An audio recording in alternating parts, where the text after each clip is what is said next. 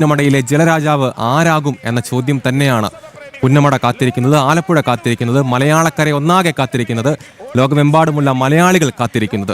മനോജ് കൂടി ചേരുന്നുണ്ട് വിശദാംശങ്ങളുമായി. മനോജ്, ആദ്യം പറഞ്ഞതുപോലെ പുന്നമടയിലെ ജലരാജാവ് ആരാകും എന്ന ചോദ്യം തന്നെയാണ് അതിനുള്ള ഉത്തരമാണ് നമ്മൾ കാത്തിരിക്കുന്നത്. ആ ഒരു ഫൈനൽ പോരാട്ടം അല്പസമയത്ത് തന്നെ ആരംഭിക്കും എന്ന് മനസ്സിലാക്കുന്നു. ഇപ്പോൾ സംഭവിക്കുന്ന എന്താണ് ഏറ്റവും ഒടുവിൽ അപ്ഡേഷൻസ്? മനോജ്. അവൻ അത് തന്നെയാണ്. അവസാനം 4 പേരാണ് ഫൈനലിലേക്ക് എത്തിയിട്ടുള്ളത്. മെൽപ്പാടം ചുണ്ടനും മധുഭാഗവും വിയപുരവും അരോമയുമാണ്. ഈ മെൽപ്പാടം ചുണ്ടനെ നയിക്കുന്നത് PBC പള്ളാത്തുരുത്തിയും വിയപുരത്തിനെ UBC കൈനഗിരി FCയും നടുഭാഗത്തിന് PBC പുന്നമടയും അരോമയെ അരോമ ബോട്ട് ക്ലബ്ബും കൂടെയാണ് നയിക്കുന്നത്. അരോമ എന്ന് പറയുന്നത് കൊല്ലത്തിൻ്റെ സ്വന്തം വെള്ളമാണ്, ചുണ്ടൻ വെള്ളമാണ്. അതോടൊപ്പം തന്നെ വിയപുരം കഴിഞ്ഞ തവണത്തെ ജേതാവാണ്. മെൽപ്പാടം ഏറെ തവണ കപ്പ് സ്വന്തമാക്കിയിട്ടുള്ള വെള്ളമാണ്. അങ്ങനെ ഒരുപാട് പ്രത്യേകതകളുള്ള വേഗതയേറിയ വള്ളങ്ങളാണ് ഫൈനലിൽ മാറ്റുരക്കുന്നത്. ഈ മത്സരത്തിന് വേണ്ടിയിട്ടുള്ള കാത്തിരിപ്പിലാണ് എല്ലാവരും. എന്തായാലും ഇപ്പോൾ ഇരുട്ടുകുത്തി C ഗ്രേഡ് വെള്ളങ്ങളുടെ ഫൈനൽ നടക്കുന്നുണ്ട്. അതോടൊപ്പം തന്നെ മറ്റ് ചെറുവള്ളങ്ങളുടെ ഫൈനലുകളെല്ലാം പൂർത്തിയാക്കിയ ശേഷം ചുണ്ടൻ വെള്ളത്തിൻ്റെ ഫൈനലാണ്. ചുണ്ടൻ വെള്ളങ്ങൾ 4 പേരെന്ന് പറയുമ്പോൾ നേരത്തെ ഉണ്ടായിരുന്ന ഹീറ്റ്സുകളിൽ 6 ഹീറ്റ്സുകൾ ഉണ്ടായിരുന്നു. 6 ഹീറ്റ്സുകളിലായി ഒന്നാമതെത്തിയവരിൽ എല്ലാവർക്കും ഫൈനലിൽ പങ്കെടുക്കാൻ പറ്റില്ല എന്നുള്ളൊരു മറ്റൊരു കാര്യം കൂടിയുണ്ട്.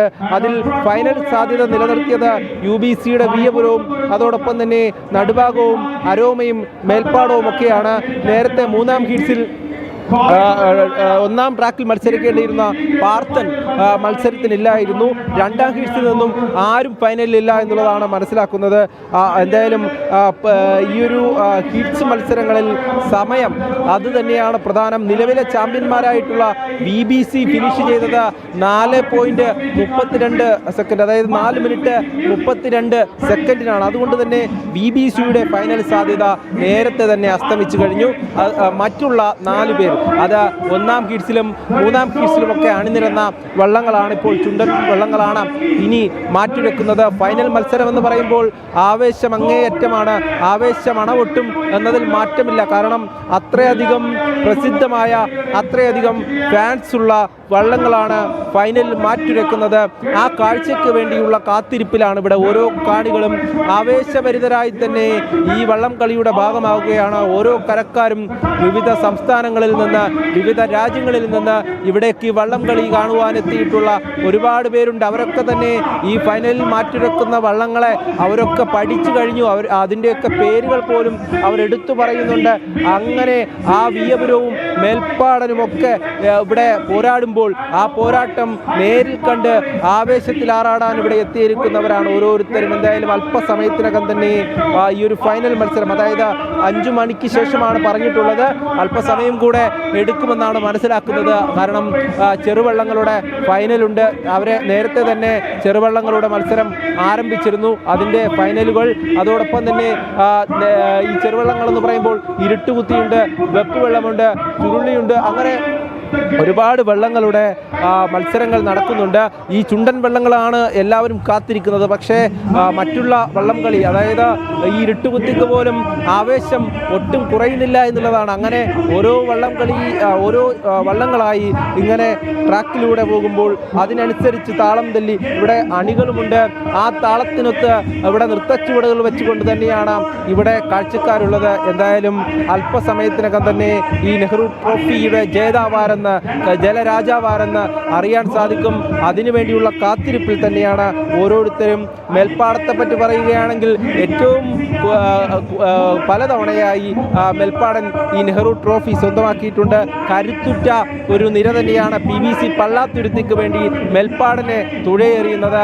ആ മേൽപ്പാടനിൽ തുഴയെറിയുമ്പോൾ അവരുടെ പ്രതീക്ഷ വിജയം തന്നെയാണ്. പക്ഷേ മറ്റൊരാൾ കൂടെയുണ്ട്. UBC കൈനഗിരി FC നയിക്കുന്ന ഈ വിയപുരം ചുണ്ടനെ സംബന്ധിച്ചിടത്തോളം ജേതാവായിരുന്നു. അതോടൊപ്പം തന്നെ ഇത്തവണ UBC ഫാൻസ് ക്ലബ്ബാണ് ഇറങ്ങുന്നത്. ഫാൻസ് ക്ലബ്ബിലെ ചുണക്കുട്ടികൾ രാവിലെ മുതൽ തന്നെ പരിശീലനമൊക്കെ പൂർത്തിയാക്കി ഇത്രയും നാളുകൾ ഇതിനു വേണ്ടി കാത്തിരുന്ന് അവരാ കഴിഞ്ഞ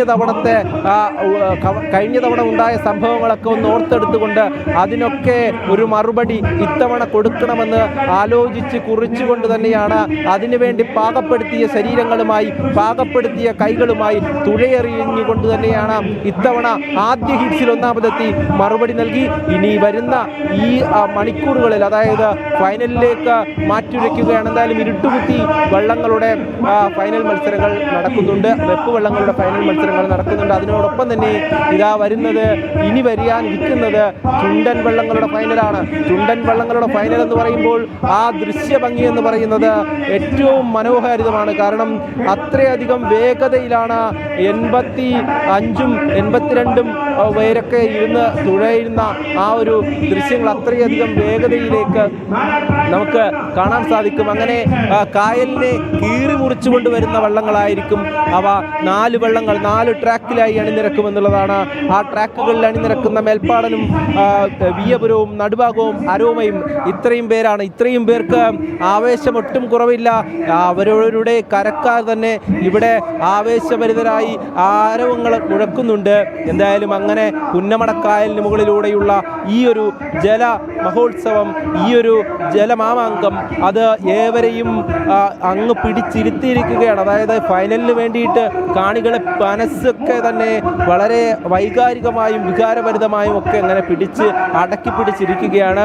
അല്പസമയത്തിനകം തന്നെ ഈ വിജയി ആരാണെന്നറിയാം. അതിനുവേണ്ട എല്ലാവിധ ഒരുക്കങ്ങളും, അതായത് ഫൈനൽ മത്സരം നടത്തുവാനുള്ള എല്ലാവിധ ഒരുക്കങ്ങളും ഇവിടെ നടക്കുന്നുണ്ട്. അതുപോലെ തന്നെ അതിനിടയിൽ ഈ ചെറുവള്ളങ്ങളുടെ ഫൈനൽ മത്സരങ്ങൾ തുടർന്നുകൊണ്ടേയിരിക്കുന്നു. എന്തായാലും ആവേശം രാവിലെ മുതൽ, അതായത് ചെറുവള്ളങ്ങളുടെ ആദ്യ ഹീറ്റ്സ് ഇരുട്ടുകുത്തി സി ഗ്രേഡ് വള്ളങ്ങളുടെ ആദ്യ മത്സരം ആരംഭിച്ചപ്പോൾ തന്നെ അതുമുതൽ ഇങ്ങോട്ട് ഈ ആവേശത്തിന് കൂടുന്നതല്ലാതെ കുറവൊന്നുമില്ല എന്നുള്ളത് തന്നെയാണ്. അങ്ങനെ തന്നെയാണ് ഫൈനലിലേക്ക് എത്തുമ്പോൾ പിന്നെ എവിടെ വന്നിരിക്കുന്നവരും മടിയോടെ ഇരുന്നവരുമൊക്കെ എണീറ്റ് ചാടി കസേരക്ക് മുകളിൽ കയറി നിന്നുകൊണ്ട് കൈയടിച്ചുകൊണ്ട് ആരവങ്ങൾ മുഴക്കുന്ന കാഴ്ച അത് തന്നെയാണ് ഈ പുന്നമടക്കായലിന് ചുറ്റും നമുക്ക് കാണാൻ സാധിക്കുന്നത്.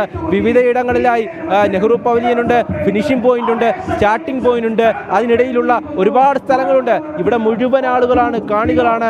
അങ്ങനെ വള്ളം കളിയെ ആസ്വദിക്കുന്നവരാണ്, വള്ളം കളിയെ ഏറെ സ്നേഹിക്കുന്നവരാണ്. ആലപ്പുഴക്കാർ മാത്രമല്ല, ഈ സംസ്ഥാനത്ത്, ഈ രാജ്യത്തിന് പുറത്തുള്ള വള്ളംകളിയെ സ്നേഹിക്കുന്ന അത്രയധികം ആളുകൾ ഇവിടേക്ക് എത്തിയിരിക്കുന്നു എന്നുള്ളതാണ്. എന്തായാലും ഈ തിരക്കൊക്കെ തന്നെ കാണുമ്പോൾ നമുക്കറിയാം ഇന്നത്തെ ജലരാജാവ് ആരാണെന്നുള്ള കാത്തിരിപ്പ്.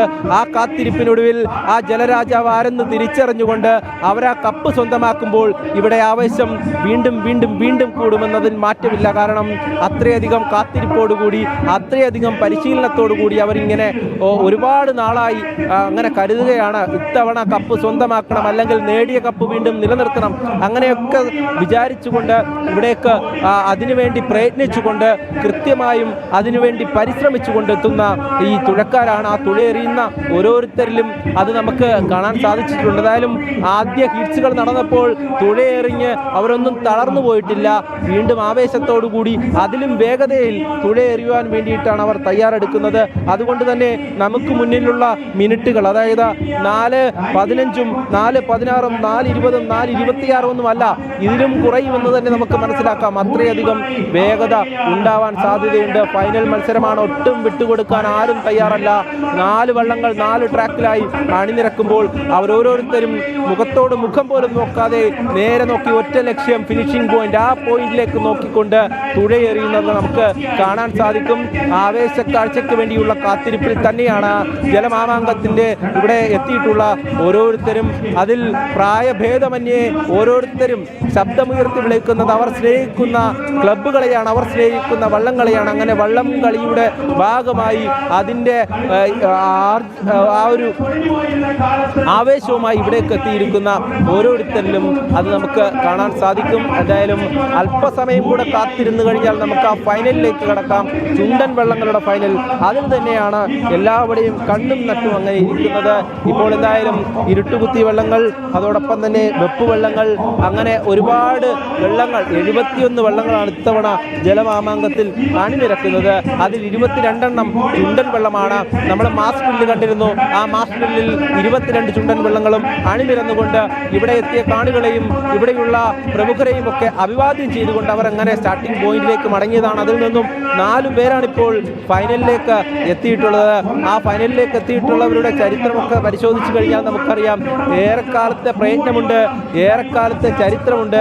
അവരൊക്കെ വിജയഗാഥ പറയുവാൻ വേണ്ടി, അതായത് ഒരു തവണയല്ലെങ്കിൽ ഒരു തവണ കപ്പ് നേടിയിട്ടുള്ള ഒരുപാട് പേർ, ഒരു തവണയല്ല 12ഉം 13ഉം തവണ കപ്പുകൾ നേടിയിട്ടുള്ള ഒരുപാട് ടീമംഗങ്ങൾ, ഒരുപാട് വള്ളങ്ങൾ ഉണ്ട് എന്നുള്ളത് തന്നെയാണ്. നെഹ്റു ട്രോഫി ആരംഭിച്ചത് മുതൽ ഇന്ന് വരെയുള്ള ചരിത്രത്തിൽ ഇടം പിടിച്ചിട്ടുള്ള വള്ളങ്ങൾ തന്നെയാണ്. നടുഭാഗം ചുണ്ടൻ എന്നൊക്കെ പറയുമ്പോൾ സ്വാഭാവികമായും ഈ നെഹ്റു ട്രോഫി തുടങ്ങുവാനുള്ള ഒരു ഭാഗം, ഒരു നിമിത്തം കൂടിയായി മാറിയിട്ടുള്ള ചുണ്ടനാണ്. അങ്ങനെ അത്രയധികം പ്രാധാന്യമുള്ള ചുണ്ടൻ വള്ളങ്ങൾ ഇവിടേക്ക് അണിനിരക്കുകയാണ് എന്നുള്ളത് വളരെ ഏറെ ആവേശം പകർന്നത് തന്നെയാണ്.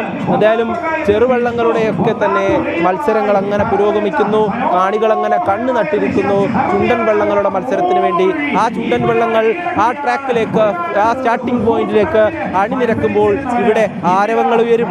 ആരാണ് വിജയി, ആരാണ് വിജയി എന്നുള്ള ചോദ്യത്തിന് അതിന് ഉത്തരം അല്പസമയത്തിനകം വൈകുന്നേരത്തോടു കൂടി നമുക്ക് കിട്ടുമെന്നുള്ളതാണ്.